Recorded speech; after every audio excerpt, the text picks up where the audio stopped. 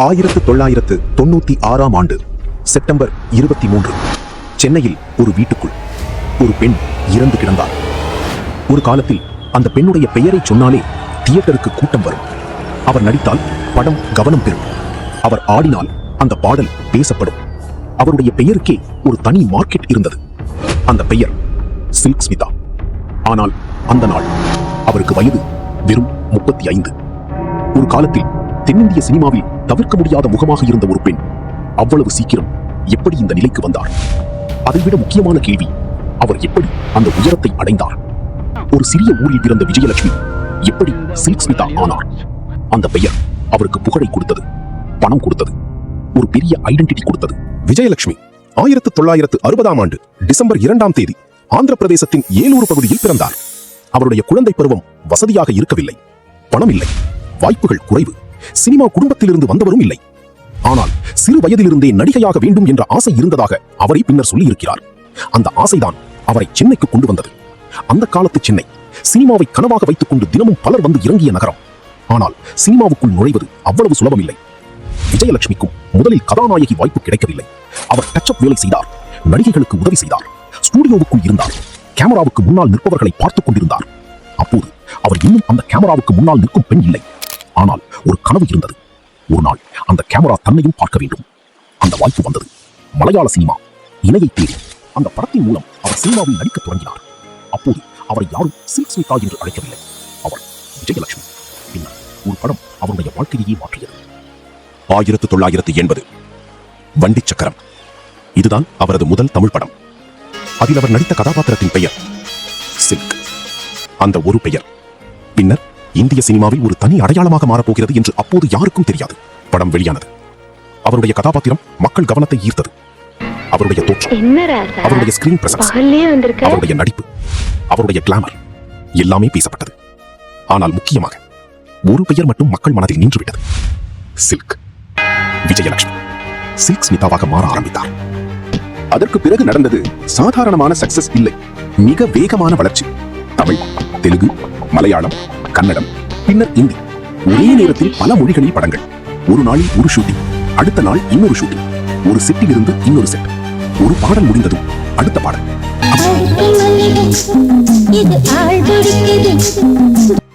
1980களின் ஆரம்பத்தில் சில்க் ஸ்மிதா என்ற பெயர் ஒரு பெரிய அட்ராக்ஷன் ஆகிவிட்டது. ஒரு படத்தில் அவர் இருந்தால் அந்த படத்தை பற்றி மக்கள் பேசுவார்கள். ஒரு பாடலில் அவர் இருந்தால் அந்த பாடல் தனியாக கவனம் பெறும். சில சமயங்களில் படம் எதிர்பார்த்த அளவுக்கு போகவில்லை என்றாலும் அவருடைய டான்ஸ் சீக்வன்ஸை வைத்து படம் மீண்டும் கவனம் பெறும் என்று இண்டஸ்ட்ரியில் ஒரு நம்பிக்கை உருவானது. அவர் இனி ஒரு நடிகை மட்டுமில்லை, அவர் ஒரு மார்க்கெட். 1981 அலைகள் ஓய்வதில்லை. 1982 மூன்றாம் தேதி, 1983 பாயும் புலி. இப்படி பெரிய படங்களிலும் பெரிய நடிகர்களுடனும் அவர் தொடர்ந்து வந்தார். கமல்ஹாசன், ரஜினிகாந்த், ஸ்ரீதேவி மற்றும் பல முன்னணி நடிகர்கள். ஒரு காலத்தில் சில்க் ஸ்மிதா ஒரு சப்போர்ட்டிங் அட்ராக்ஷன் இல்லை, அவருடைய பெயரே ஒரு செல்லிங் பாயிண்ட். அந்த அளவுக்கு அவர் வளர்ந்திருந்தார். அந்த வளர்ச்சியின் வேகத்தை புரிந்து கொள்ள ஒரே ஒரு எண்ணிக்கை போதும். 1983ஆம் ஆண்டு அந்த ஒரு வருடத்தில் 44 படங்களில் அவர் நடித்ததாக பல பதிவுகள் குறிப்பிடுகின்றன. 44 ஒரு வருடத்தில். அது ஒரு சாதாரண வர்க்லோட் இல்லை. அந்த காலகட்டத்தில் அவர் எவ்வளவு பிஸியாக இருந்திருக்க வேண்டும் என்று நினைத்து பாருங்கள். அந்த நேரத்தில் அவருடைய பெயர் ஒரு பெரிய பிராண்ட் ஆகிவிட்டது. ஆனால் இங்கேதான் கதையில் ஒரு பெரிய ட்விஸ்ட் ஆரம்பிக்கிறது. சில்க் ஸ்மிதாவிடம் எல்லாமே இருந்தது. ஆனால் அவர் விரும்பிய ஒரு விஷயம் மட்டும் அவரிடம் இல்லை.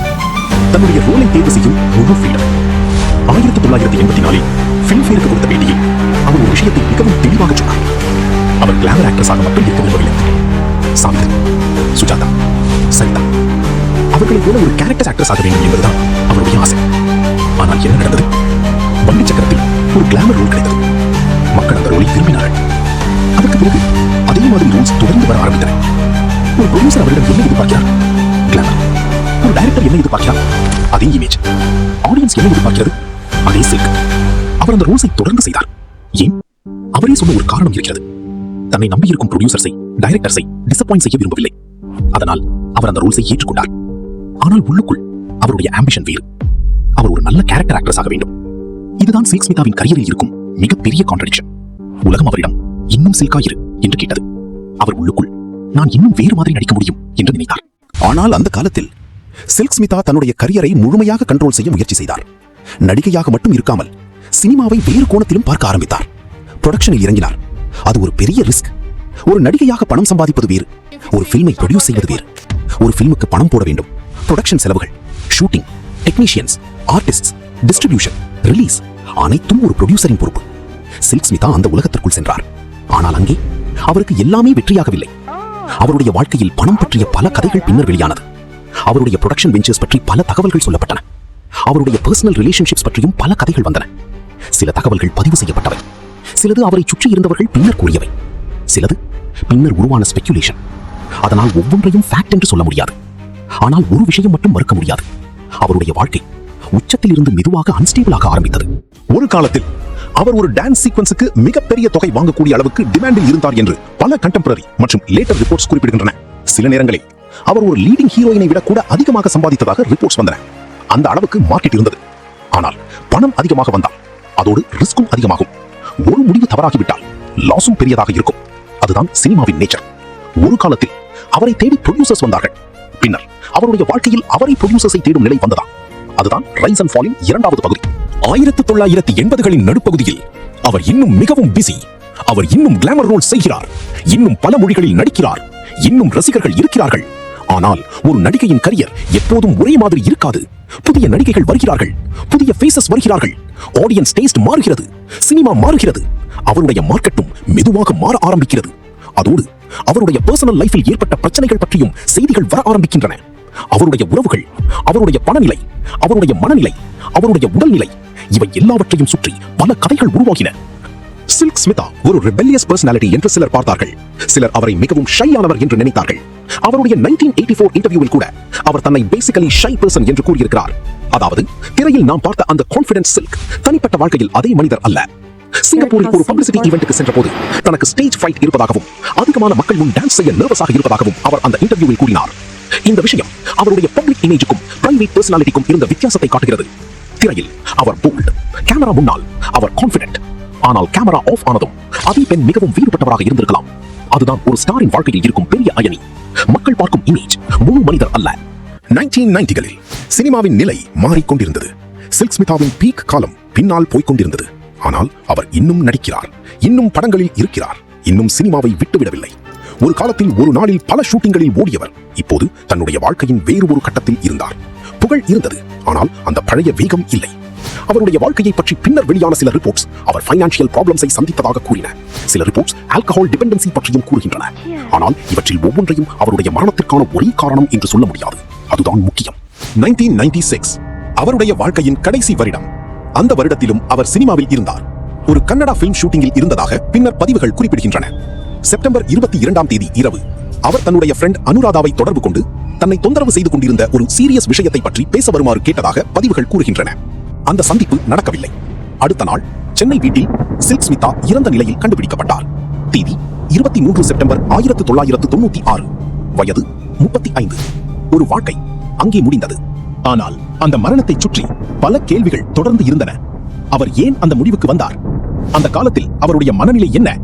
பணம் எவ்வளவு பிரச்சனையாக இருந்தது? தனிப்பட்ட உறவுகள் அவரை எவ்வளவு பாதித்தன? அவர் உண்மையில் என்ன அனுபவித்துக் கொண்டிருந்தார்? இவற்றுக்கு இன்று நம்மிடம் முழுமையான பதில் இல்லை. அவருடைய மரணம் சூசைடாக ரிப்போர்ட் செய்யப்பட்டது. அவருடைய வீட்டில் ஒரு நோட் கிடைத்ததாகவும் அதை முழுமையாக புரிந்து கொள்ள முடியாது என்றும் பின்னர் ரிப்போர்ட்ஸ் வந்தன. ஆனால் சில்க் ஸ்மிதாவின் கதையை அவருடைய மரணத்தில் முடித்து விடுவது தவறு. ஏனென்றால் அவர் இறந்த பிறகும் அவருடைய இமேஜ் இறக்கவில்லை. அவருடைய சாங்ஸ் இன்னும் இருக்கின்றன. அவருடைய டான்ஸ் சீக்வென்சஸ் இன்னும் பார்க்கப்படுகின்றன. சில்க் ஸ்மிதாவின் வாழ்க்கையை பார்த்தால் ஒரு விஷயம் தெளிவாக தெரியும். அவர் தோல்வியடைந்தவர் இல்லை, அவர் மிகப்பெரிய வெற்றியை அடைந்தவர். ஆனால் அதே நேரத்தில் ஒரு இமேஜுக்குள் சிக்கினார். அந்த இமேஜில் இருந்து வெளியே வர முயன்றார். அவருடைய கரியர் மாறியது, அவருடைய பர்சனல் லைஃப் மாறியது, அவருடைய ஃபைனான்சியல் சிச்சுவேஷன் மாறியது. இறுதியில் அவருடைய வாழ்க்கையை முடிந்துவிட்டது. அது ஒரு பெண் தன்னுடைய கனவை அடைந்த கதை. அந்த கனவு மிக பெரியதாக மாறிய கதை. அந்த வெற்றி அவரை உலகம் முழுவதும் அறிய வைத்த கதை. அதே வெற்றி ஒரு கட்டத்தில் அவரை ஒரு இமேஜுக்குள் அடைத்த கதை. இறுதியில் அந்த இமேஜுக்கு பின்னால் இருந்த மனிதரை நாம் இழந்த கதை. உலகம் சில்க் ஸ்மிதாவை பார்த்தது, அவருடைய அழகை பார்த்தது, அவருடைய நடனத்தை பார்த்தது, அவருடைய புகழை பார்த்தது, அவருடைய வெற்றியை பார்த்தது, அவருடைய இறப்பையும் பார்த்தது. ஆனால் அந்த எல்லாவற்றுக்கும் பின்னால் இருந்த விஜயலட்சுமியை எத்தனை பேர் பார்த்தார்கள்? இதுதான் சில்க் ஸ்மிதாவின் வாழ்க்கையை பற்றி நாம் இன்னும் கேட்க வேண்டிய கேள்வி. சில்க் ஸ்மிதா ஒரு பெயர், ஒரு இமேஜ், ஒரு காலத்தின் மிகப்பெரிய ஸ்டார். ஆனால் அந்த பெயருக்கு பின்னால் இருந்த பெண் விஜயலட்சுமி.